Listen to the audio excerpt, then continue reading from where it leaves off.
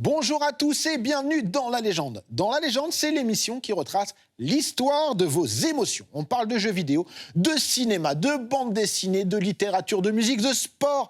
Et aujourd'hui, on s'attaque à un monument d'un petit peu tout ça, ou presque, Batman. Ça sera la dernière émission, mais on en reparle à la fin.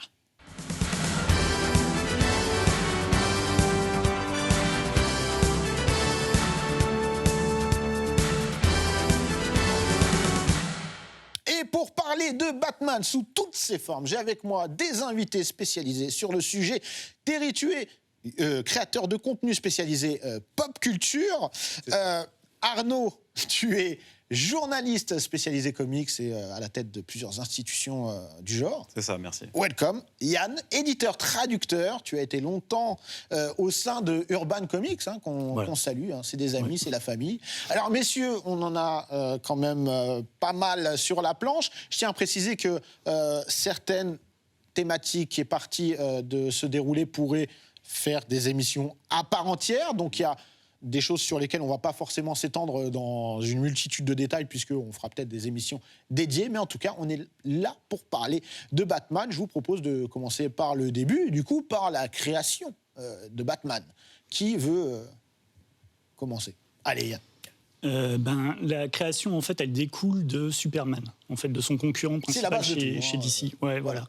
C'est que Superman sort en 1938 et les éditions DC recherchent en fait un autre personnage qui marche aussi bien. Donc, ils contactent notamment un dessinateur qui travaille pour eux, qui s'appelle Bob Kane, et qui planche sur un nouveau concept. Sauf que son nouveau concept, il se rapproche beaucoup de Superman. Le premier concept qu'il a, c'est de faire un personnage volant en costume rouge et bleu, et puis qui a des super pouvoirs. Et il en parle à un scénariste qui travaille avec lui, qui s'appelle Bill Finger, qui voit les premiers concepts. On reviendra un petit peu sur leur relation à eux deux, hein, parce que bon... C'est très important. Voilà. Donc il le contacte, et lui, il voit les premiers croquis. Donc il est parti sur un personnage qui s'appelait au départ Birdman, et puis qu'il a changé en Batman quand il s'est aperçu que l'inspiration, en fait, des ailes qu'il voulait dessiner était plus liée aux chauves-souris. En fait, il s'est inspiré des concepts de Léonard de Vinci, des machines volantes. Et ça vient de Bill Finger, du coup. Hein. Ça vient de Bob Kane à la base. De Bob Kane. Et en fait, Bob Kane trouve le nom de Batman. Okay. Et de ce nom, Bill Finger, en fait, et des premiers croquis, va concevoir complètement autre chose. Il va lui dire, en fait, on va essayer de se détacher de Superman et de faire l'opposé. C'est-à-dire, Superman, il a des couleurs vibrantes, éclatantes sur son costume. Lui, il va avoir des couleurs sombres. Il n'a pas de masque, Superman, il aura un masque. Il lui montre des dessins de chauves-souris, et lui dit qu'il faudrait faire des oreilles comme les chauves-souris. Il faudrait mettre le masque, il faudrait que les yeux ne soient pas visibles. Et il faudrait qu'il n'ait pas de pouvoir. En fait, que ça soit un détective. Il se souvient, lui, c'est un lecteur assez vorace et puis un cinéphile. Et il aime beaucoup Zorro, il aime beaucoup Sherlock Holmes, il aime beaucoup Shadow. Et il mélange tout ça en discutant avec Bob Kane, et en fait, ils aboutissent au Batman qu'on connaît depuis. Et donc, on est en quelle année, là? La naissance de Batman, c'est quelle année? 1939. 39. Donc, c'est assez, vraiment très proche après Superman. Dans Superman, Comics 27, et les premières publications, en fait, sont très populaire dès le départ, avec cette ambiance notamment de pulp, en fait, des histoires de détectives dans lesquelles, en fait, Batman au début bute des criminels, tout simplement. Oui, c'est beaucoup plus violent, comme tu dis, c'est pulp. Donc voilà. C'est quelque chose de... Il y a des morts, il y a des coups de feu, il y a plein de choses. Au départ, en tout cas, du moins la première année, puis ensuite Batman aura, dès l'année prochaine, en 1940, sa propre série en solo, puisque dans Detective Comics, on va aussi apporter le personnage de Robin, qui va vraiment aussi être fondateur dans le sens que ça va entraîner toute une gamme de sidekicks enfants, en fait, sur d'autres super-héros. Et à partir du moment où, en fait, Robin va être présent, il va falloir adoucir la violence. Et notamment, c'est à partir de là que va découler aussi la règle qui est fait que Batman ne tue plus. Et pourquoi avoir fait un sidekick plus jeune que lui Parce qu'à l'époque, tu pourras enchaîner, mais parce qu'à l'époque, simplement, que le lectorat principal des comics, c'est les gamins. Tout simplement, il faut les occuper, notamment pendant donc les darons sont partis faire la guerre aussi. Et donc, en fait, il faut des personnages auxquels les enfants puissent s'identifier. Donc, Robin, c'était vraiment pour que vraiment une partie du public cible puisse simplement se dire je pourrais aussi être le pote du grand super-héros. C'est ça qui est intéressant, c'est justement l'esprit où les jeunes vont pouvoir s'identifier et se dire moi aussi je pourrais être Robin, je pourrais être aux côtés de Batman. Et ce qui est intéressant, c'est vraiment cette volonté de calmer un petit peu les ardeurs d'un Batman qui était un petit peu trop violent, un petit peu trop agressif, qui tuait, qui utilise des armes. Et là, il va y avoir tout un gros changement qui va se faire, mais pas que pour Batman d'ailleurs, hein. Ça va être pour énormément de super-héros qui vont d'un seul coup être adoucis, édulcorés. Alors, comment ça marche, Batman, au début ? Eh ben, ça marche, en fait, ça cartonne de la même manière que Superman. Et ça suit en fait la même courbe. C'est-à-dire que Superman, pareil, au bout d'un an, ils ont lancé le magazine. Au départ, ils sont dans des magazines Action Comics et Detective Comics qui sont des anthologies. Il y a plusieurs autres bandes et plusieurs autres personnages. Ils ne sont pas forcément tout le temps sur la couverture. Sauf qu'au bout d'un moment, les ventes montrent que dès qu'ils sont sur la couverture, les ventes augmentent. Donc, ils se disent, bon, bah voilà, c'est les personnages phares. Et très vite, donc, comme le disait Arnaud, 39, on a le magazine Superman, 40, on a le magazine Batman, qui est un trimestriel, mais qui a un trimestriel qui est uniquement composé de bandes dessinées de Batman. Et donc, c'est aussi ce qui fait que, devant la multiplicité en fait, des épisodes, on demande à Bob Kane en fait, de produire toujours plus. Et c'est là qu'il embauche en fait, pas mal de gens pour bosser sous sa signature, ce qui va poser plusieurs problèmes par la suite. Et puis, c'est là aussi où DC Comics va embaucher eux-mêmes des dessinateurs et des scénaristes qui vont faire des épisodes, mais qui sont toujours sur la signature Bob Kane. Alors, je pense que c'est le moment d'ouvrir le sujet de Bob Kane. On va pas passer 3 heures, mais ça fait un peu polémique. Il y a quelque chose qui fait que Bob Kane va s'attribuer tout le mérite, si je ne m'abuse, alors que... En fait, c'est assez particulier parce que c'est pas quelque chose qui était totalement nouveau, le fait que voilà, il puisse y avoir les fameux ghostwriters. C'est quelque chose qui s'est fait, qui se fait encore un peu, mais ce qui est assez particulier, c'était vraiment le côté il a fallu attendre très longtemps pour que Bill Finger finisse par être reconnu. Une fois après sa mort, en fait. Bien après sa mort. Plus de 30 ans après sa mort. Bien après sa mort. La première reconnaissance de Bill Finger en tant que co-créateur de Batman, c'est en 2015, dans des BD à Batman et Robin. Parce que c'était contractualisé que ce soit Bob Kane. Bob Kane, quand il est allé voir l'éditeur pour lui présenter le personnage, son contrat stipulait qu'en fait, c'était lui seul qui aurait la mention de création, en tout cas. Et en fait, à partir du moment où Jerry Siegel et Joe Shuster avaient leur crédit dans les comics Superman créé par... Shuster et Siegel. En fait, il a demandé aussi à avoir cette mention-là, et c'était toujours Batman créé par Bob Kane. Mais comme le disait Yann avant, en fait, si on part du Batman simplement de Bob Kane, on se retrouve avec un mec avec des ailes rouges, un masque domino, et qui fait pas grand-chose, puisque Bill Finger, c'est non seulement un apport sur le design, mais c'est aussi lui qui trouve le nom de Bruce Wayne, c'est lui qui trouve le nom de Gotham City, c'est lui qui va développer... Il fait tout sauf trouver le nom de Batman. C'est ça. Concrètement. Et même ça, parce qu'en fait, le Batman, il y avait un tiret comme Spider-Man à la base, et c'est lui qui va raccrocher les deux. Donc même le nom final, c'est lui qui l'apporte, mais c'est lui qui crée aussi le commissaire Gordon, qui crée tout un tas de personnages et d'éléments qui aujourd'hui définissent complètement la mythologie de Batman. Donc vraiment, il y a un comic strip qui existe sur le web qui est super célèbre, qui disait qu'est-ce qui se serait passé si seulement Bob Kane avait créé, et ça tient en une page, et en fait tu vois juste ce mec en rouge qui arrête un malfrat lambda et se dit mince, mais j'ai pas de voiture pour aller la porter au commissariat, donc il l'emmène à pied parce qu'il a pas de Batmobile, et après il se dit bon ben j'ai plus rien à faire, donc je vais rentrer chez moi. Et c'est vraiment, enfin c'est humoristique, mais ça montre vraiment l'apport indiscutable et super important de Bill Finger là-dessus, sauf que voilà, DC a refusé de le reconnaître, et Bob Kane lui-même d'ailleurs a refusé. Oui, c'était une vraie volonté de Bob Kane. Il finit par le dire un petit peu plus tard, enfin vraiment sur le tard. Il a écrit dans ses mémoires le mec 10 ans après sa mort en disant ouais, si c'était à refaire, je le referais pas. Et encore, c'était un cas de conscience parce qu'il en parlait avec sa femme. Et c'est ça. Et il dit que finalement personne ne sait à quel point Bill Finger a été important et à quel point il a défini les règles de Batman. Sachant que si je peux me permettre, Bob Kane, c'est pas son seul coup d'essai avec Batman. Il a eu quelques petites histoires un petit peu moyennes où il s'attribuait l'art de certaines personnes. Il avait réussi à se négocier. C'est comme ça qu'on l'appelait, le négociateur. Il se faisait des contrats assez sympas et qui le mettait toujours dans la lumière. C'était un procédé de l'époque, on va dire. Bon voilà, Batman est né, ça cartonne dès le départ. Du coup, comment va évoluer au fil des ans, déjà dans le comics, parce que le comics lui-même, le médium va évoluer, l'industrie va évoluer, et puis tu parlais de la guerre, c'est un moment très important, Superman, c'est aussi une résultante de cela. Comment ça va se passer pour Batman dans cet univers, en fait, du comics ? La consécration, en fait, à l'époque, parce que les comic books, c'est vu vraiment comme le niveau vraiment zéro de la BD aux États-Unis. Et la consécration, c'est d'avoir en fait des bandes dans les journaux, des bandes quotidiennes dans les journaux, et ça arrive de 43 à 46. Et là, c'est vraiment, pour eux, c'est la consécration, parce que tous ces auteurs-là, tous ces jeunes auteurs, eux, ce qu'ils voulaient, c'était avoir des bandes dans les journaux. D'ailleurs, ils étaient inspirés à la base de Flash Gordon, ils étaient à la base inspirés de ces séries-là. Et puis, il y a des serials qui sont mis en chantier. Il y en a un 43, un 49. Ouais. Et ça devient, en fait, on considère comme le numéro 2 de DC Comics. Et ça va être le cas jusqu'aux années 80. C'est-à-dire que c'est vraiment, à chaque fois que Superman franchit un palier, Batman le franchit quelques années après. C'est-à-dire que dans les années 50, Superman a une série télé qui cartonne à la télévision. Batman, ça sera 10 ans plus tard avec Adam West et Burt Ward. La fameuse. Superman a un film en 78, Batman en aura un en 89. D'ailleurs, le succès de Superman fait que... On va y revenir juste après chronologiquement, mais ouais.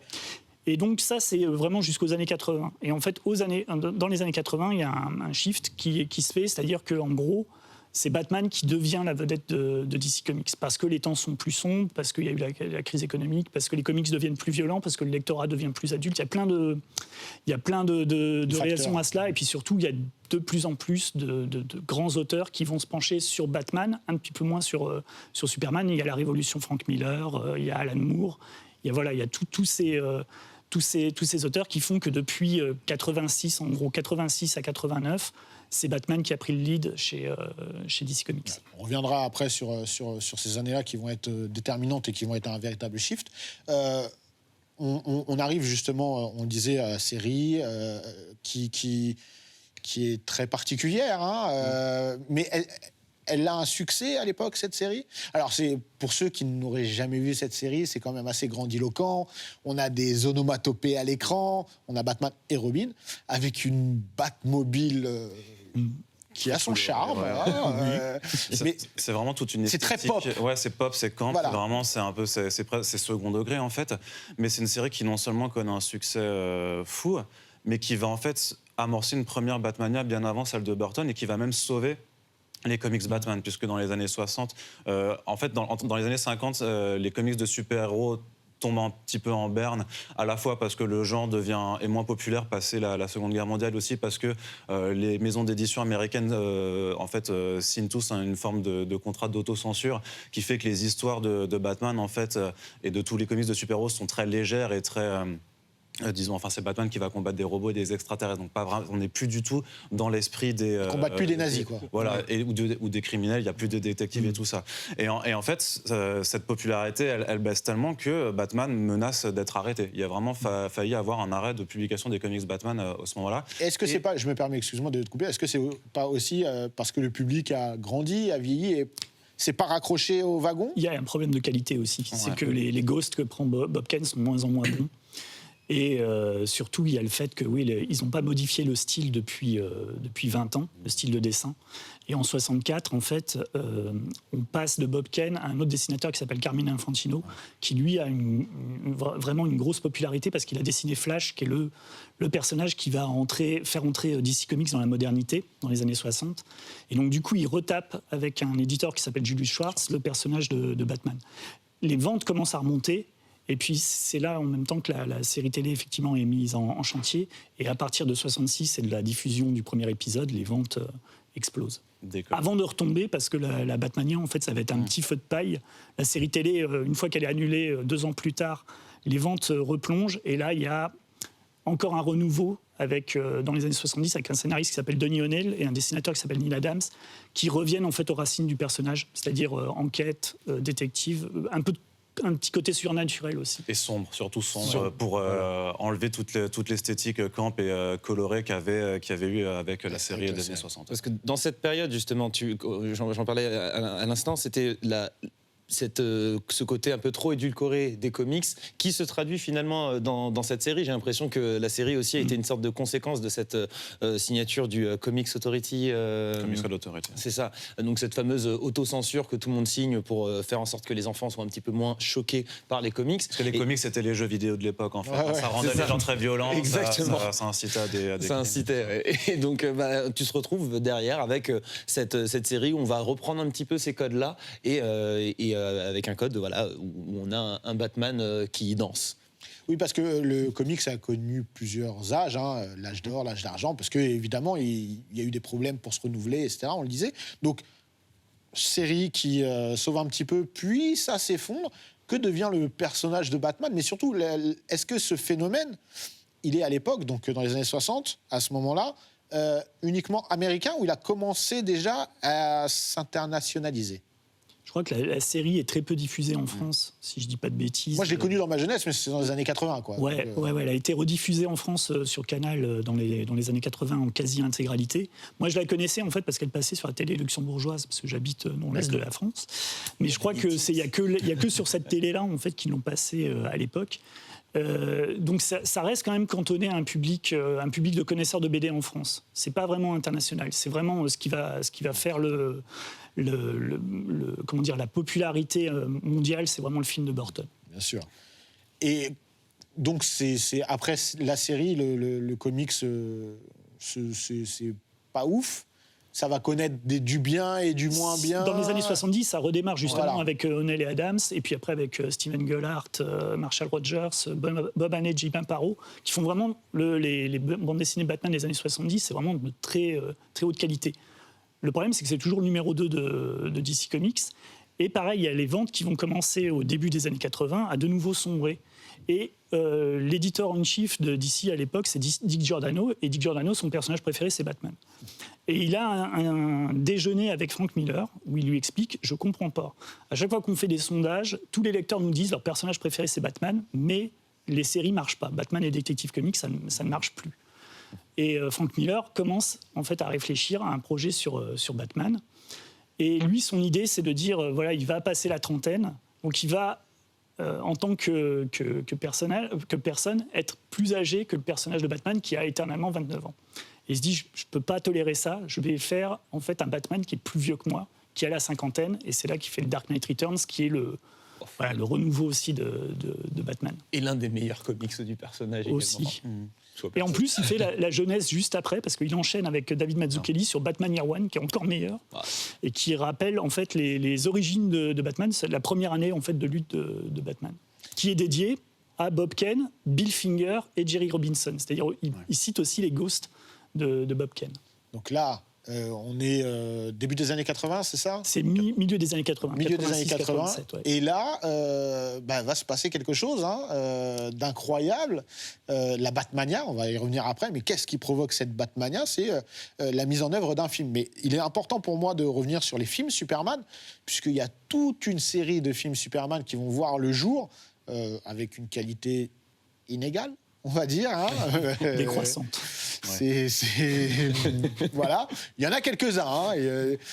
C'était déjà un peu nouveau, même s'il y avait déjà eu des films de super-héros, mais avoir des films Superman, c'était quelque chose d'assez inédit, en fait. C'est le premier gros blockbuster, en fait, de super-héros. Ouais. Il n'y a pas eu de film, en fait, avec un gros budget comme ça. Avec un gros casting également. Voilà. Ouais.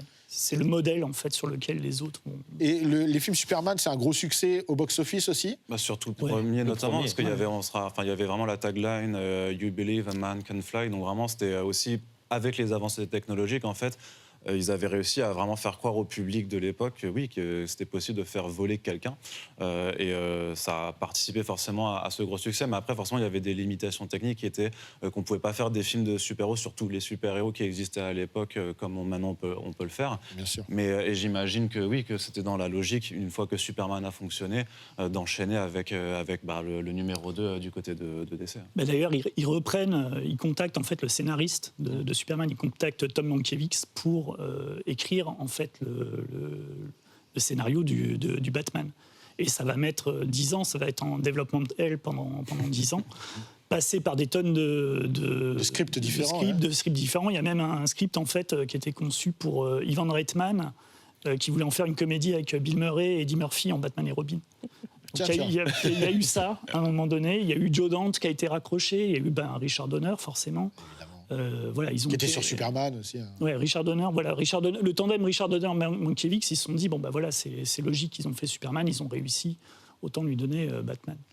Et va arriver dans l'équation un petit bonhomme du nom de Tim Burton. Hein. C'est qui? C'est le réalisateur de Batman. Je ne sais pas si tu... mais je ne connais pas. Et là, en fait, on va avoir un Batman, en tout cas, ils vont commencer à travailler sur un Batman relativement différent de ce à quoi on pouvait s'attendre, en fait. On s'attendait peut-être plutôt à un film dans la veine de Superman, ce qui ne sera pas le cas, en fait. Je pense que ce qui sera le plus marquant, alors oui, le personnage prend une autre dimension, mais ce qui me marque moi le plus, c'est à quel point l'univers autour de Batman prend une véritable place. Ces méchants deviennent étaient déjà charismatiques, mais font véritablement toucher le grand public, et en particulier Gotham. Gotham devient un personnage, et là, et les gens le voient. C'est-à-dire que tu peux l'imaginer, tu peux te projeter avec du papier, mais découvrir cette ville, découvrir la plèbe, découvrir un petit peu tout ça, je pense que c'est aussi ce qui a donné cette dimension surnaturelle, surhumaine. Alors, avant même d'en arriver là, avant d'arriver à ce qu'on a pu voir, ce qui nous intéresse aussi, c'est de savoir comment on en est arrivé à ça. C'est-à-dire que là, on parlait des films Superman, qui avaient des beaux castings, mais le casting de Batman, c'est pas mal aussi. On a quand même des gens qui sont à un certain niveau.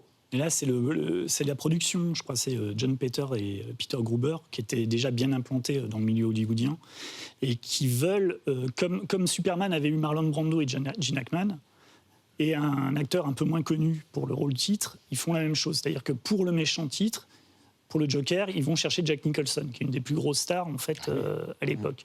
Et ils lui offrent un cachet mirobolant. Et c'est en contrepoint, ils vont prendre Michael Keaton, qui est un acteur qui est très connu aux États-Unis pour des stand-up et pour des comédies, pas du tout à l'international, parce que ses films sont quasiment pas passés ou pas diffusés, ou n'ont pas eu des succès Petit film policier, comédie. Ouais, voilà, excepté Beetlejuice, mais Beetlejuice, comme il est complètement grimé, voilà, c'est difficile de se dire. Beetlejuice, c'était avant même Batman. Ouais, et c'est le succès de Pee-wee's Big Adventure qui le met sur le projet. Et la confirmation, en fait, avec Beetlejuice qui cartonne, fait que, c'est bon, il a les... Puis c'est le même duo, en plus. Hein, Ouais, voilà, il y a le duo, c'est sur Beetlejuice qu'il a l'idée de confier le rôle de Batman à Michael Keaton.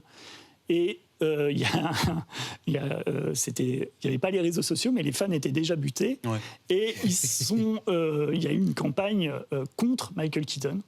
Ils envoyaient des lettres à l'époque. Mais pourquoi ? Ils envoyaient des lettres, ouais. Parce qu'ils n'étaient pas contents. Ils n'étaient pas contents parce que c'était un acteur de comédie. C'est comme si on nous avait dit aujourd'hui, je sais pas, quel acteur Jim de comédie. Jim Carrey qui va faire Batman, par exemple. Ouais, voilà, Jim Carrey. Heureusement qu'ils n'ont pas fait ça au Japon avec Kitano, parce qu'on aurait été embêtés quand même. Mais après, je suis pas sûr qu'il y ait eu un seul acteur qui a été annoncé comme un. Ouais, qui a été validé par les fans. Exactement. Et ouais, c'est pas faux. Je pense que celui qui a été le plus acclamé, c'était George Clooney. C'est celui qui a fait peut-être la pire prestation. Il s'en est excusé. Oui, voilà, ouais. Mais non, mais c'est vrai que il y avait ce contexte-là, et en fait, ce qui a calmé tout le monde, en fait, c'est la première bande-annonce. La première bande-annonce, c'était un petit montage, en fait, avec la Batmobile, le Bat-Signal, le Bat-Plane, avec un petit morceau de la musique de Danny Elfman, le costume, et après le concert de cris s'est tu. Et le film a cartonné, c'est sorti en juin 89, et chez nous, c'était septembre 89. Septembre, il me semble.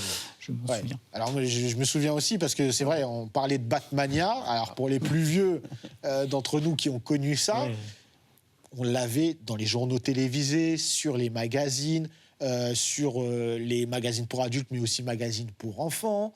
Les clips, parce que la BO, on parlait de score de Danny Elfman, mais on a Prince aussi, c'est complètement fou. Donc on avait les clips, on a eu un matraquage, c'est peut-être le premier matraquage que j'ai pris moi en tant qu'enfant pour un film. C'est la première fois que j'ai eu un truc on avait les menus Happy Meal aussi, hein, il y avait tout, vraiment.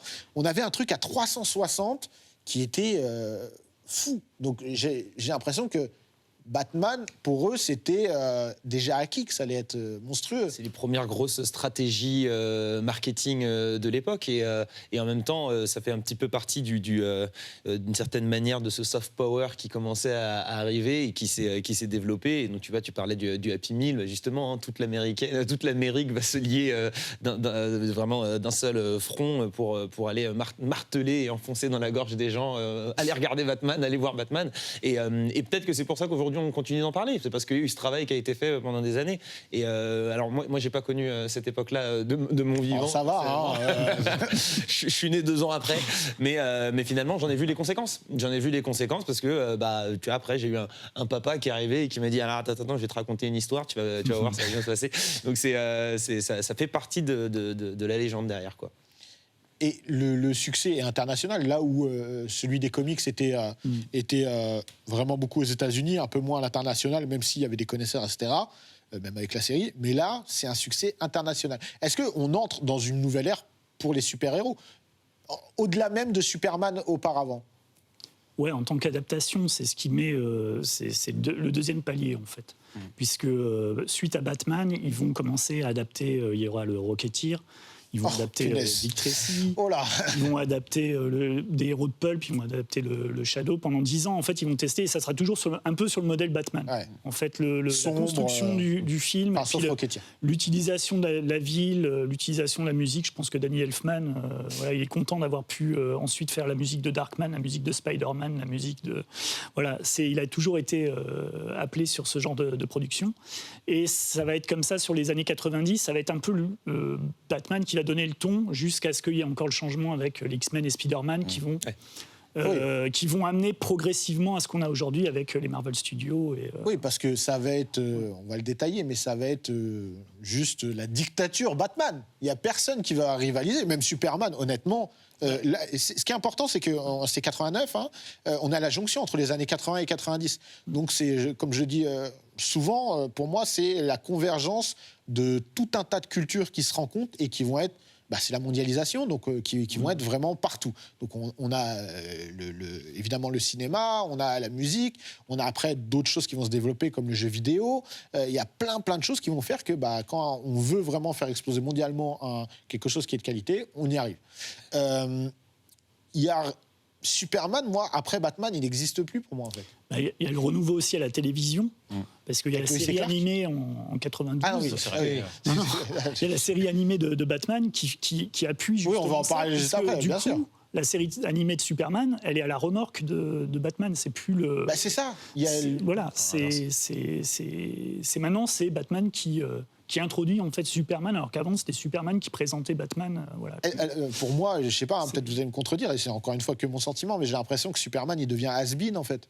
Je sais pas s'il devient has-been, mais j'ai l'impression que Superman incarne l'Amérique, il incarne le gouvernement, il incarne ce pourquoi il a été fait à la base en fait. Voilà. Et là où finalement tu vas voir un Batman qui, même s'il est milliardaire, finalement il est plus proche des pauvres, du petit peuple de Gotham qui tente de s'en sortir.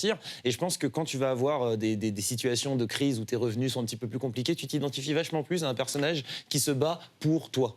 Et je pense que voilà ce qu'incarne Batman plaît plus. Là où tu vas avoir le Golden Boy qui est très intéressant en tout point. C'est un fermier quand même, Superman. Ouais, mais finalement on l'oublie le fermier. Très vite dans les comics, vous pourrez me contredire si je me plante, mais on se concentre vachement plus sur Superman que sur Clark Kent. Clark Kent il redevient un petit peu stylé un peu plus tard. Superman surtout il est porteur d'espoir.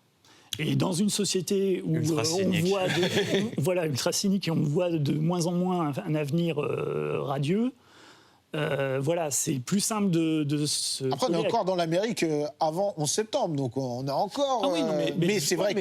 il y a eu d'autres crises avant ça. Il y a la guerre du Golfe. Justement, après, si on se repasse dans les années 90, Superman n'était pas encore le has-been que tu décris. À mon sens, il ne l'est pas du tout, mais parce qu'à l'époque, Superman, en 93, meurt dans les comics. Ça fait la une des journaux aux États-Unis, des journaux télévisés, donc il est encore ultra populaire. Oui, je parle pour le grand public. Pour le grand public. Mais après, par rapport je réagis à ce que disait Thierry, j'ai l'impression qu'il y a quand même dans l'inconscient public justement en fait une mécompréhension peut-être du personnage de Superman qu'on voit trop justement comme un un supposé boy scout. Ouais, c'est ça. Ou quelqu'un qui serait juste trop patriote, alors que en vrai, effectivement, comme disait Yann, c'est juste quelqu'un qui est extrêmement bon et qui croit dans la bonté de l'humanité. Peut-être que c'est quelque chose à laquelle, de façon cynique aussi, ou en rapport avec notre quotidien, on trouve ça peut-être trop désuet.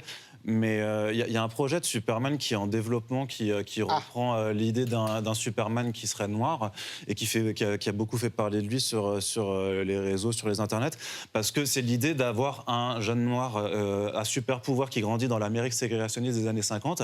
Et ce que je trouve fascinant, parce que c'est quand même un étranger, un alien qui pourrait asservir le monde et qui décide de ne pas le faire.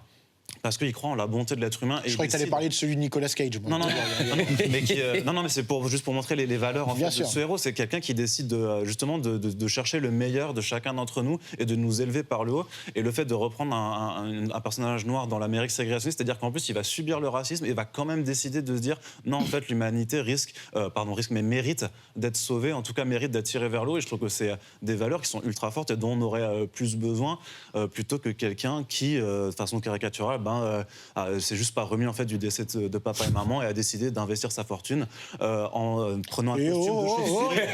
Faut dire les termes. Tu vas arrêter tes conneries là. Non mais attends, faut dire les termes. C'est un gars névrosé qui prend de la thune pour se fabriquer un costume et taper des gens dans la rue plutôt que de donner. Il fait ça pour le bien collectif. Ils font pas ça.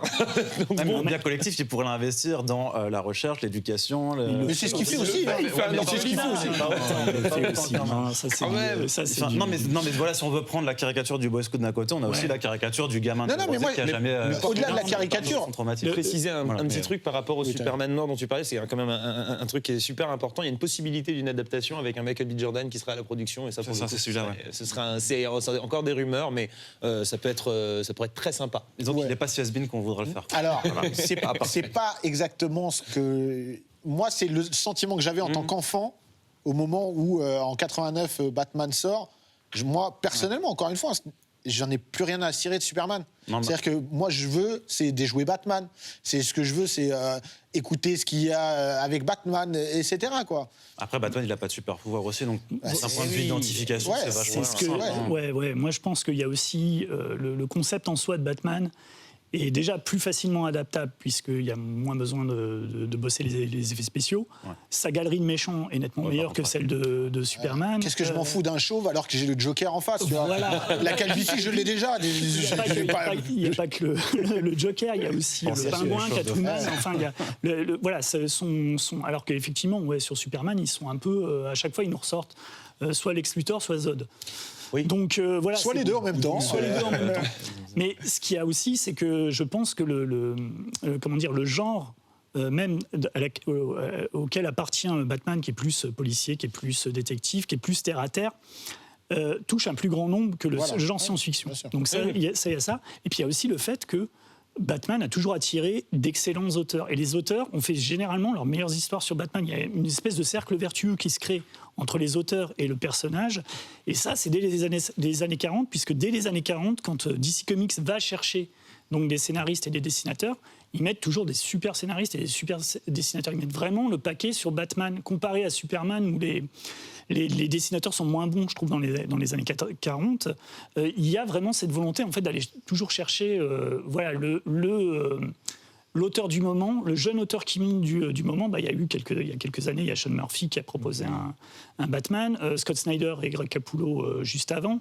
À chaque fois, c'est des jeunes auteurs qui arrivent et qui s'emparent du personnage et qui le remanient pour un nouveau public. C'est un personnage qui est très malléable, en fait, sur lequel tu peux aussi faire plein d'histoires différentes, parce qu'on parle de détective, de policier, mais tu peux faire de l'horreur, tu peux faire du fantastique, tu peux faire même de la romance techniquement, parce qu'il a aussi, il y a beaucoup de conquêtes, enfin de la vie terrestre avec Bruce Wayne. Tu peux faire du western, tu peux le transposer vraiment dans plein de contextes différents. Du ninja, exactement. Et donc tu peux vraiment, en fait, c'est ça, c'est que la malléabilité du personnage fait que tout le monde peut se l'approprier et en faire un peu sa propre version de Batman. Et c'est pas aussi simple avec tous les personnages. Superman, c'est plus compliqué. Alors, il y a quelque chose qui va arriver après, c'est évidemment ce qu'on faisait beaucoup à l'époque, ce qu'on fait aussi maintenant. Je parle pas des reboots, mais d'une suite. Et en 92 va arriver Batman le défi, Batman Returns, où là, ça va pas être la même chose en fait. Tout le monde va s'attendre à une suite du Batman de 89, qui était déjà un Batman quand même assez adulte, mais là, on va avoir un Batman qui va un peu choquer, en fait. Qui va choquer, qui va être complètement Tim Burton, avec le pingouin, qui est quand même assez dégueulasse visuellement. Traumatisant. Bah oui, avec Catwoman, t'as le pingouin qui bouffe des poissons comme ça. Il y a un truc qui fait que l'univers devient glauque, mais pour le coup qui surprend peut-être pas les fans de Batman en eux-mêmes. Non, parce que moi, ça reste mon film préféré Voilà. en fait, de tout ce qu'ils ont. Mais le grand public. Même à part, en fait, détaché des super-héros, je trouve que c'est un des rares films que j'emporterais sur une île déserte. Quoi. C'est vraiment parce que là, pour le coup, c'est un auteur qui se réapproprie complètement l'univers. Et de la même manière que vous avez des dessinateurs qui vont complètement redesigner Gotham, changer le costume et tout ça, lui, il fait son truc avec les personnages, et à tel point. Que oui, ça a même posé des problèmes avec la production et avec le merchandising. Ah oui, oui. Parce que McDonald's va se désolidariser de Batman Returns parce que c'est contraire à leurs valeurs. Oui, des jouets vont être, ce qu'on se disait en antenne, il y a des jouets qui vont être cancel, il y a les valeurs familiales. Il ne faut pas manger des poissons. Les valeurs familiales. Alors que justement, ils protègent les enfants des kidnappings du pingouin. Donc il y a quand même une protection des valeurs familiales. Mais ouais, c'est vrai que il y a aussi une critique en fait masquée dans le Batman de Tim Burton et surtout dans le Batman le défi, un peu de la politique américaine et de la politique en fait qui est il y a le personnage de Max Schreck de Christopher Walken qui est un lobbyiste en gros, et en fait on voit son logo, il est partout dans la qui est un ville. Donald Trump un petit peu voilà. Et en gros, c'est même une critique en fait de l'omniprésence du logo sur le premier film, en fait, qui a été ce qu'on disait tout à l'heure, utilisé dans le merchandising. Donc il y a la propre autocritique du film dans le film. Et donc, je pense que c'est pour ça que le film, par exemple, a été beaucoup mieux apprécié par la critique en France que le premier. Le premier, moi, je me souviens qu'il s'était fait dézinguer, par exemple, par Mad Movies. Mais vraiment méchant. Bah, bravo les amis. Mais après, c'est quand vous lisez l'article, c'est vraiment une réaction par rapport au matraquage publicitaire. Et par contre, le deuxième ils avaient fait une super critique, une super analyse, vraiment, parce que je pense aussi que c'est effectivement plus un film d'auteur, ce deuxième, que le premier, qui est à mi-chemin entre le film d'auteur et la commande. Sauf que les gamins qui s'attendent à la suite du Batman de 89 vont voir le Batman des 92. C'est pas la même sauce. Moi, j'ai aimé les deux. Vraiment, à l'époque, j'ai kiffé. Et puis, le pingouin. Et encore une fois, gros casting. Michel Pfeiffer, De Vito. C'est incroyable. Mais même le box-office, il réagit comment à cette suite ? Ça marche beaucoup, mais ça marche pas aussi bien que ce qu'ils attendaient, en fait. C'est pour ça qu'il n'a pas fait le troisième. Oui, parce que normalement, c'était une trilogie. Il était parti pour une trilogie. Mais je pense qu'il est parti... alors, quand je l'ai vu, moi, je suis très, très jeune, d'accord ? Je ne vais pas pronostiquer sur l'âge que j'avais, mais je pense que je vois le film, mon père me le montre, je dois avoir un truc comme 7-8 ans. Danny DeVito me fait flipper, je fais des cauchemars. Ah, mais normal. Ce qui est pas censé se passer quand tu regardes, entre guillemets, un film de super-héros. Quand tu t'imagines, j'ai fait la même chose pendant les présidentielles. Je voyais Zemmour, je dis c'est un peu dans ce truc-là, tu vois, tu t'en fais des cauchemars, quoi. Et je pense que ça a été une direction qui est super intéressante, parce que je regarde le film aujourd'hui et on peut en parler avec les copains et c'est génial. Quand je suis gosse, je ne veux plus jamais entendre parler de Batman. Je ne veux plus jamais entendre parler de ce film-là. Et donc, je pense qu'il y a pu avoir des réactions un petit peu compliquées, parce que tu ne sais pas comment le vendre, ton personnage. Là où tu as un personnage qui vient d'un comics qui est plus ou moins destiné à des enfants, tu te retrouves avec un film qui ne l'est absolument pas. Puis l'esthétique est super froide. Ils ont changé aussi le décor, parce que c'est plus le même décorateur. C'était Anton First sur le premier. Je sais plus comment il s'appelle le deuxième, mais c'est pareil. Ils se sont inspirés de l'imagerie aussi communiste, parce qu'on voit des statues de travailleurs. Et on a l'impression que la ville est plus claustrophobique. Ça fait plus studio, en fait. Moi j'aime bien ça. J'aime bien en fait le côté justement un peu. T'as dû kiffer. Il y a même un petit côté un peu film monstre japonais, où en fait on utilise beaucoup des maquettes, notamment la caméra qui file là dans le zoo du pingouin. Je trouve ça vraiment super. Non, ça reste un super film, mais encore une fois, où c'est un peu, on pourrait croire, c'est l'arrêt de la Batmania, mais en vrai, pas du tout, puisque il y a un petit truc qui arrive pas au même moment, mais presque, qui est la série animée.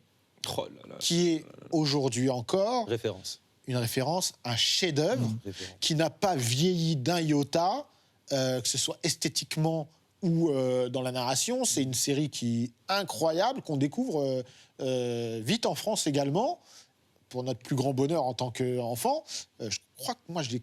Alors, je ne sais plus si c'est Canal+ qui l'a diffusé en premier ou France 3. Je crois que c'est France 3. C'est Canal. Ah non, c'est Canal. C'est Canal. Je crois que c'est Canal au début, et après France 3. Mais je crois que c'était le samedi d'ailleurs au début. Ouais. Parce qu'il y avait un segment où on a eu Futurama par la suite, etc. Et vraiment, cette série, c'est une claque. Comme je disais en préambule, voilà, on pourrait faire un épisode entier dessus, et je pense qu'on en fera un entier, donc on fait avec le temps qu'on a. Mais cette série, c'est du pain béni pour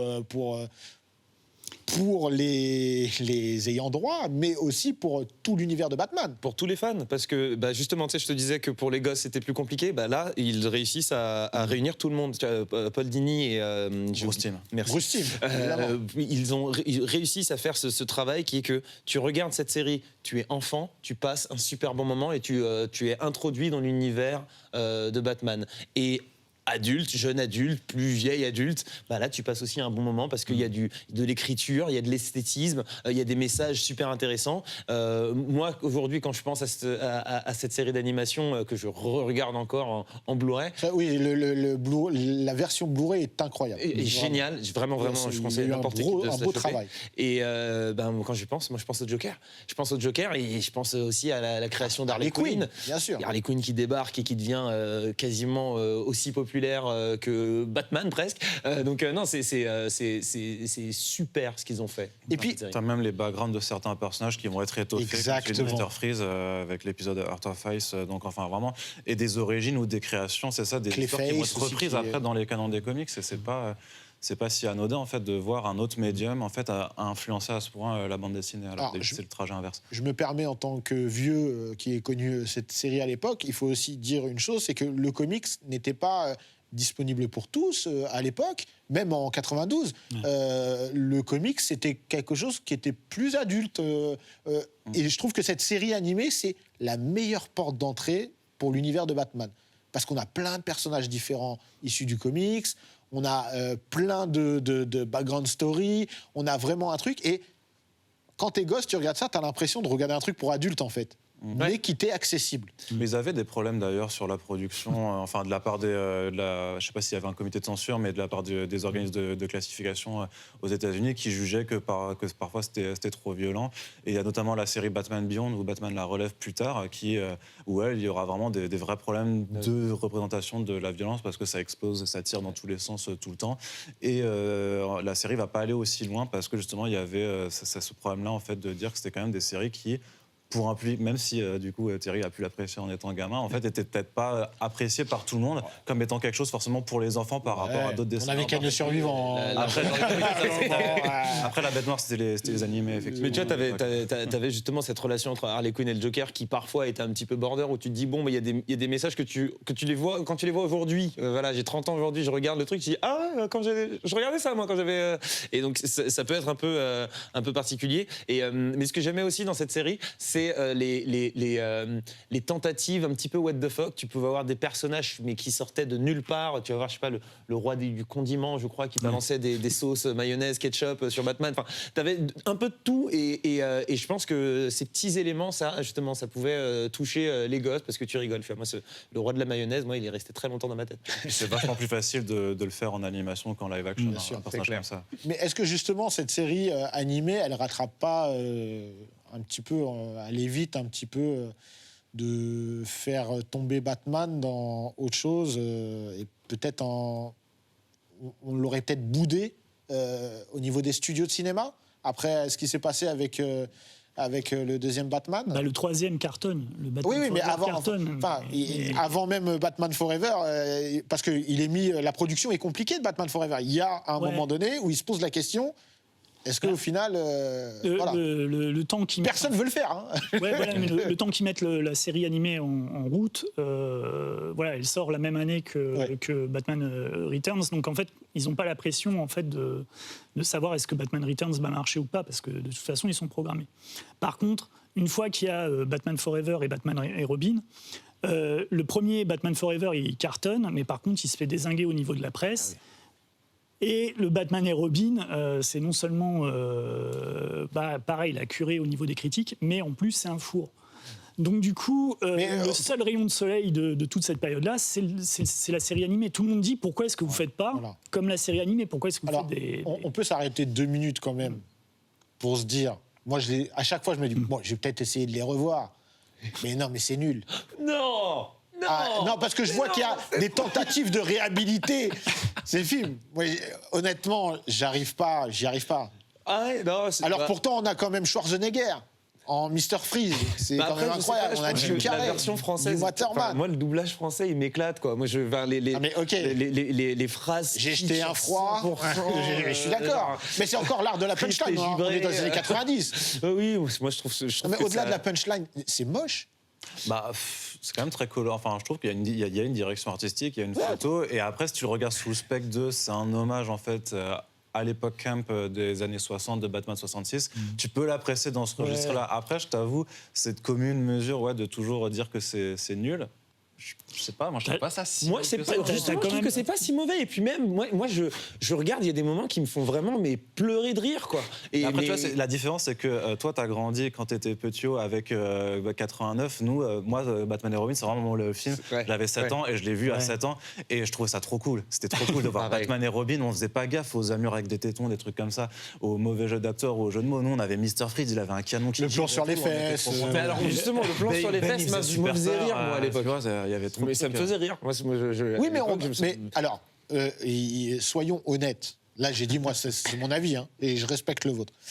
Soyons honnêtes, la volonté des studios de faire ces 2 films-là, c'est pour vendre du jouet, c'est pour vendre des produits dérivés et replacer Batman dans le cœur des enfants. Nous, on voulait du jouet. Hein. Commercialement parlant. Ça a marché.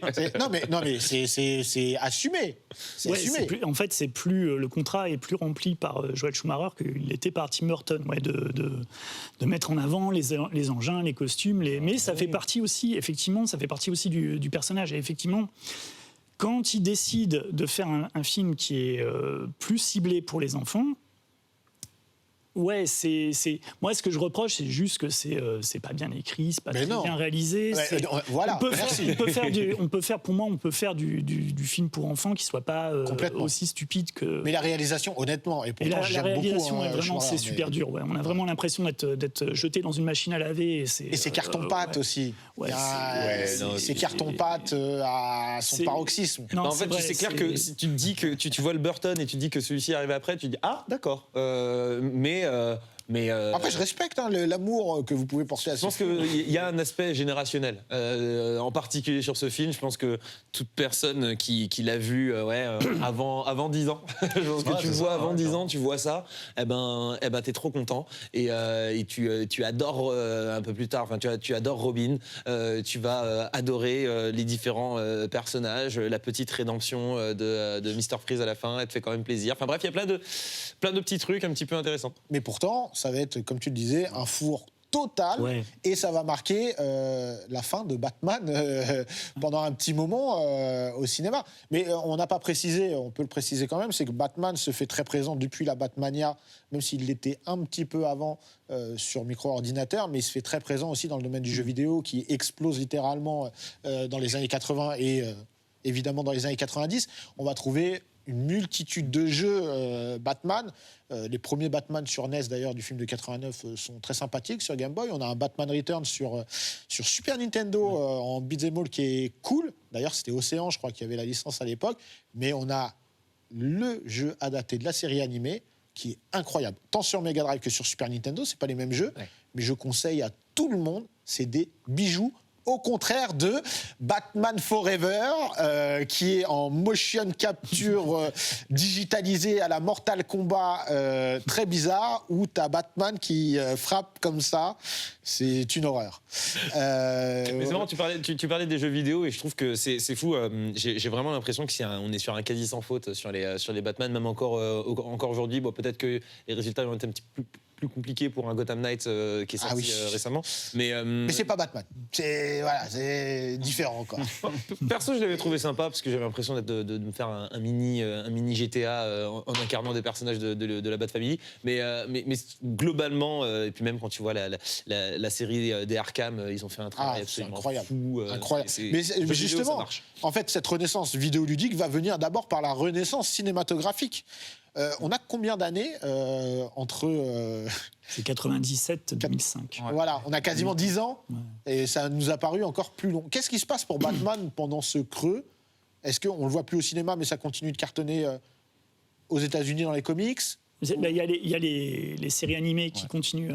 Oui, il y en a plusieurs. T'as tout l'univers DC qui se développe en animation avec les séries Justice League notamment, dans laquelle Batman est présent. Il y a aussi des films animés. Il y a Batman Beyond, t'as des films animés aussi. Les films animés sont très bons. Projets de relance. En fait, ça rythme. Moi, je me souviens que ça rythmait en fait les news dans les magazines de cinéma des projets de relance de Batman. Et là, c'est pareil. C'est comme le premier de Tim Burton. Tout le monde y passe, c'est-à-dire tous les réalisateurs qui sont un peu en vogue. Juste après Matrix, tout le monde dit les Wachowski ont été contactés pour faire un Batman avec Keanu Reeves, et ainsi de suite. Il y avait de toute façon un projet de suite. Il y avait Fincher, il y avait Aronofsky qui aurait dû faire un. Ça a été assez loin parce qu'il y a carrément des concept art. Il y a un script de Frank Miller qui est dispo sur le net, qui est Batman Year One. Qui est complètement changé par rapport aux comics. Aux comics, c'est plus proche de Taxi Driver. Okay. Year One qui est sorti en film d'animation. Et qui est, par la suite.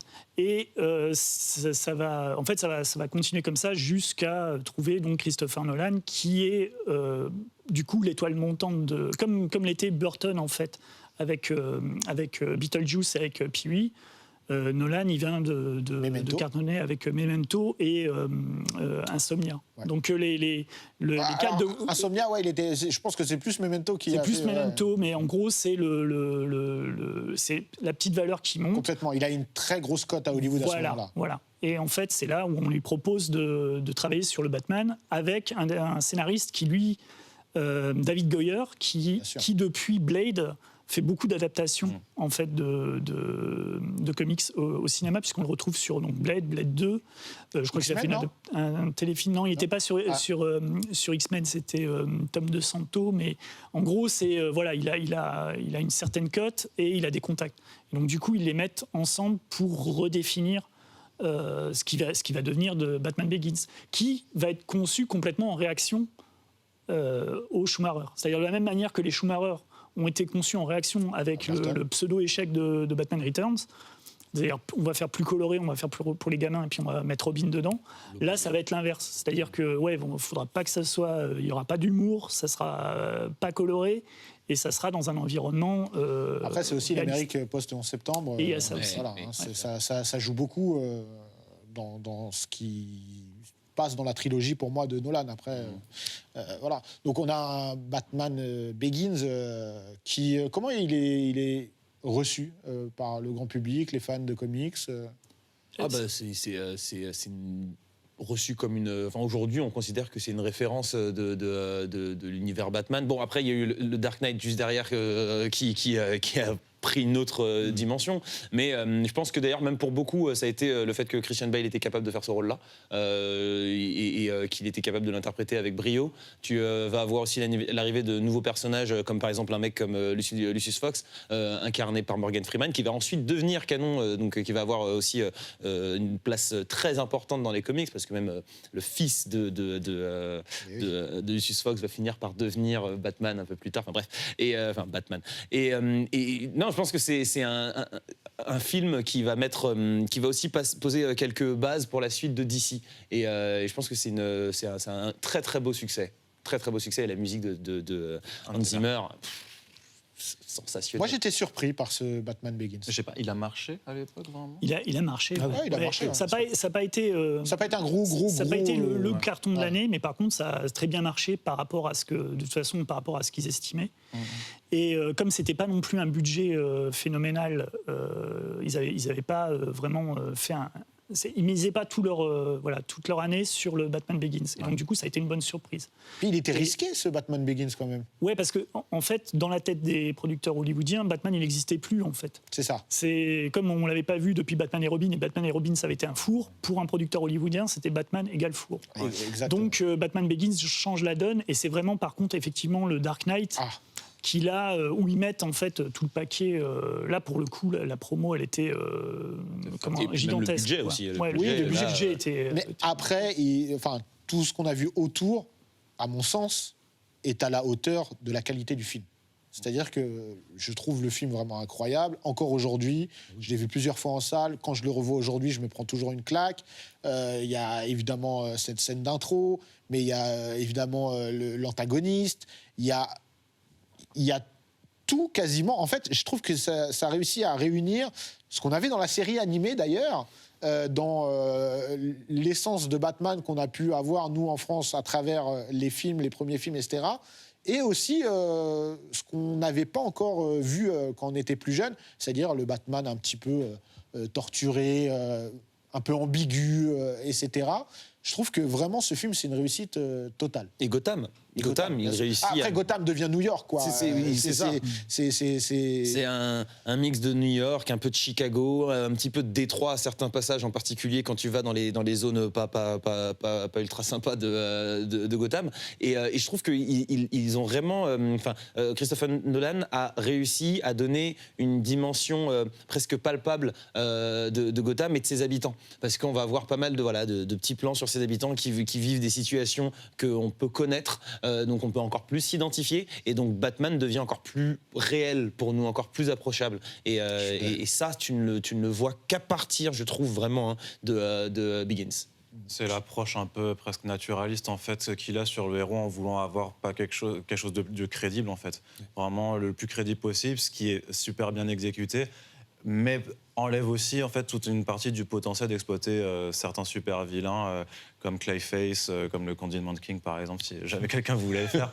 mais tu vois, mais même Clayface ou Poison Ivy, par contre, c'est très difficile de les mettre dans cet univers. Par contre, il arrive à transposer avec un énorme, de façon très brillante, Joker et Two-Face, peut-être un petit peu moins Ra's al Ghul et Bane, mais il y a quand même mais c'est vrai que ce qui marche beaucoup sur le public à ce moment-là, c'est cette approche presque du réel en fait. Ça devient un film policier d'action, c'est un thriller, qui est corrélé à une réalité en fait. C'est-à-dire que ça pourrait vraiment se passer dans la réalité, ce qui fait que on n'a pas cette déconnexion qu'on pourrait avoir. On n'est pas dans un film fantastique en fait. Je pense que c'est là où Nolan a réussi à amener du fantastique sur le réel, c'est un peu paradoxal. Un super-héros, c'est presque un militaire, en fait, avec son arsenal. Il a un tank, littéralement, c'est un tank. Il y a le côté paramilitaire. C'est un vigilant, il y a le côté paramilitaire. Et puis, en plus, c'est très concentré sur Bruce Wayne. C'est-à-dire, c'est plus concentré sur Bruce Wayne que n'étaient les premiers films où le vilain était souvent une vedette et incarné par une vedette. Là, on est vraiment concentré sur le trajet, en fait, sur le trajet humain de Bruce Wayne. D'ailleurs, on a l'impression que ça intéresse plus Nolan, je trouve, Bruce Wayne que Batman. C'est-à-dire, Batman devient vraiment un masque, pour le coup, et la vraie personnalité, c'est Bruce Wayne, puisqu'on voit vraiment son entraînement. Il devient Batman vraiment très tard dans Batman Begins par rapport à Burton, où en fait on est directement... C'est ce qui m'a un peu perturbé à mon premier visionnage, par exemple. Et même les entraînements, etc. C'était assez perturbant quand on n'a pas suivi Batman depuis très longtemps. Tu te demandes quand est-ce qu'il arrive ? Quand tu regardes la première fois, tu te dis mais attends, je regarde quoi là ? Mais le passage où il est en prison, tout le truc. Mais en vrai, moi ça m'a un peu perturbé au premier visionnage. Mais après, une fois que tu acceptes ça et que tu regardes le film, je kiffe, quoi, vraiment. Mais il faut accepter ça, quoi. C'est ça. Et donc, énorme succès. Dark Knight, c'est un des plus gros succès de l'époque. Super méchant, un bon antagoniste, c'est difficile de rater un film. Je pense que là, déjà le personnage du Joker, c'est un personnage qui est emblématique, qui marche en de nombreux points avec ses inspirations qui viennent un petit peu partout. Mais ce que Heath Ledger a réussi à en faire va plus loin que, selon moi, ce qu'avait pu faire un Nicholson, par exemple. Bah, c'est complètement différent. Pour le coup, le Joker de Nicholson, il ressemble un peu plus à l'interprétation des années 50, 60. Et là, on a vraiment un autre Batman. C'est pour ça que c'est dur, pour moi, de comparer les deux performances. Je trouve qu'elles sont vraiment toutes de qualité, les deux. Elles sont de qualité, je suis totalement d'accord. Mais il s'inscrit plus dans le monde dans lequel on vit, le Joker de Ledger. Ouais. Et si le Joker... Après, le Joker était quand même 13 années 80 aussi. Hein. Il était 13 années 80. Oui, mais tu vois, rien que même sur le concept du Joker, d'où viennent les cicatrices, où on va aller chercher quelque chose, où finalement, tout le long de ce film, tu ne sais pas qui il est, tu ne sais pas d'où il vient, tu ne sais pas à quel moment il dit la vérité, à quel moment il ment. Et toute cette interrogation qu'il a, ce regard qu'il a sur la société, que n'importe qui, que monsieur, madame, tout le monde pourrait avoir aussi, en train de se dire, ouais, moi je suis sûr que, en effet, sur le principe de la bombe, les gens se seraient jetés dessus et auraient fait exploser l'autre bateau. Il y a toute cette réflexion, tout ce truc-là, qui pour moi le fait devenir tellement approchable que j'ai l'impression qu'il est à côté de moi, quoi. Que si le monde va trop loin, on va avoir un Joker qui va pouvoir popper. Ouais, bien sûr, bien sûr. Et par contre, il y a un troisième épisode où moi j'ai une incompréhension face à ce film. Après, encore une fois, je vous livre beaucoup de personnel, mais je vais vous laisser en parler. Un film qui était très attendu, hein, ce troisième opus, pour conclure la trilogie Nolan. Et on conclura même l'émission là-dessus. On refera d'autres émissions pour parler du reste et du renouveau. Mais comment vous l'expliquez, ce film? Pour vous, est-ce qu'il est... En fait, c'est un film qui existe, mais dans une autre réalité, il n'existe pas, parce que c'est pas le film qu'on aurait dû voir, c'est le film qu'on a eu. Mais Heath Ledger meurt, alors que le Joker devait être partie intégrante de ce troisième film. On sait que le film devait s'ouvrir sur le procès du Joker. Et donc, l'acteur meurt et le studio prend la bonne décision qui est, je pense, de ne pas le recasser. De toute façon, personne n'aurait voulu reprendre le rôle du Joker après la performance écrasante. Et aussi juste le côté un peu lugubre, en fait, de repasser après un monsieur décédé. Je suis pas un Oscar dans le truc, donc c'est doublement compliqué. Et donc, transformation du film, et je pense que c'est le péché originel du film de toute façon, c'est que de toute façon, c'est pas le film que Nolan avait en tête au départ. Alors après, il en fait autre chose. Personnellement, moi, quand je vais le voir au cinéma, je l'adore vraiment, ce film aussi, parce qu'il y a des scènes qui restent impressionnantes. Il y a 1 heure en trop pour moi, mais... Ça, c'est après. C'est mon avis. C'est vraiment juste. Non, mais je dirais pas qu'il est parfait ou qu'il n'a pas défaut. J'ai quand même préféré. Je sais que je suis pas autant emballé qu'en sortant de The Dark Knight 4 ans auparavant, mais je le kiffe vraiment quand même, parce que ça reste un héros que tu as pu suivre. Tu as quand même des scènes qui sont déchirantes. Le parcours est super sympa. J'ai rien à redire sur Marion Cotillard. Je pense qu'on en a fait beaucoup trop sur elle. On s'en fout. Mais il y a quand même le sentiment d'avoir une trilogie complète et d'avoir une histoire qui a réussi à se tenir. Mais oui, c'est vrai que quand le film qu'on a eu n'est pas techniquement le Dark Knight Rises qu'on aurait dû avoir. Et ce qui est très frustrant, c'est vite de se dire, ça n'a même pas été, je veux dire qu'il n'y a pas eu d'un script qu'on aurait pu choper sur le net ou qui aurait été adapté en BD pour compenser, pour voir quand même, en fait, c'était quoi la trajectoire que voulait lui donner Nolan là-dessus. C'est vrai. Yann ? Moi, je suis un peu embêté parce que moi, j'aime pas trop les Nolan.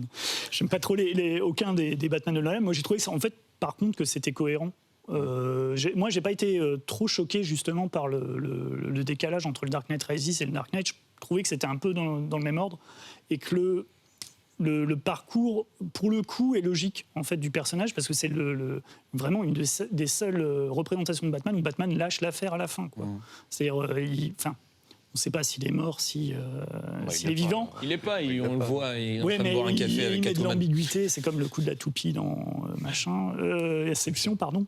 Et je ne suis pas très client, mais je trouve que du coup, moi j'ai bien aimé la reprise de Matt Reeves, qui du coup se fait pareil, en réaction par rapport au Nolan. C'est-à-dire qu'en gros, on a un Batman qui est Batman à 80% du temps. C'est sur il n'y a pas l'ampleur, on va dire, visuelle de Nolan. La ville, elle est de nouveau un peu plus gothique.